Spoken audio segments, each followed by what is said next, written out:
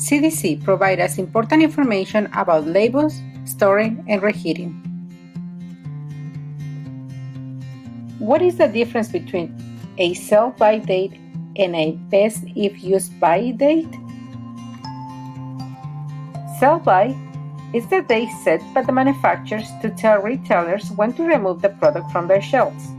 For instance, milk, assuming proper refrigeration, should last 5 to 7 days past its sell-by date before turning sour. Best if used by or before.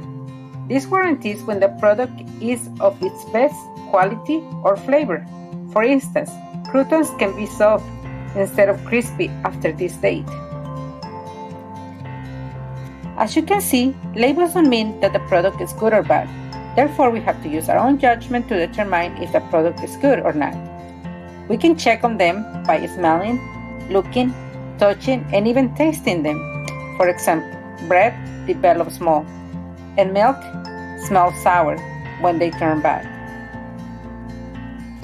After opening a canned food, you should transfer it to a container with a lid and store it in the refrigerator.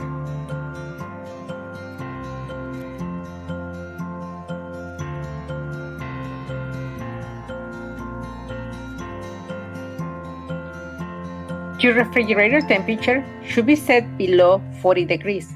Avoid overfilling your refrigerator because it prevents cool air from circulating around food and maintaining its proper temperature. The best way to defrost frozen meat is by leaving it in the fridge until it's completely defrosted. But if you crush on time, take the meat out of the package, put it in a container, and place it under cold running water. When you cook a meal, let it cool down until the temperature decreases to 70 degrees for a max of 2 hours before storing the food in the refrigerator. Keep leftovers in your fridge for up to 4 days. Make sure they are stored in airtight containers. A good recommendation is to add a piece of masking tape to write the date. This way you will make sure they are eaten or tossed out within the time frame.